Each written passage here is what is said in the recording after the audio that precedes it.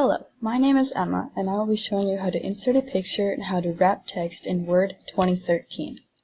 The first thing you're going to do is insert the picture you would like. My text is about buying a car, so I'm going to insert a picture of a car.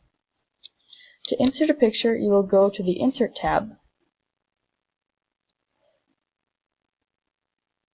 and under the Illustrations group, you will click on Online Pictures. In the search bar, you will search for what picture you would like. I'm going to search for car clip art.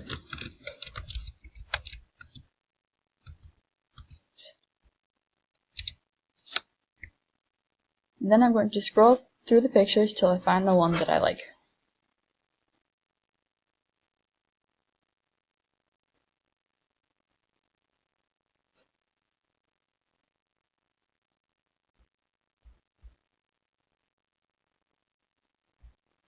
Once you have found your picture, you will click on the picture, then you will click on the Insert button on the bottom left corner of the search page.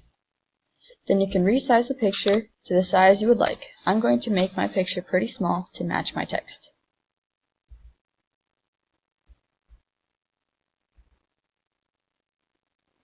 Lastly, I'm going to wrap my text tightly around my picture.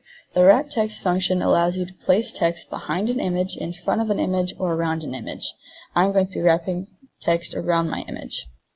To do that, I'm going to click on the image, and under the Picture Tools Format tab, and in the Arrange group, I'm going to click on the Wrap Text drop-down menu. You can see that there are many different options.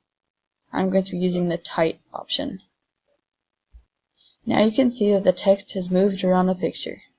That is how you insert a picture and wrap text tightly around it.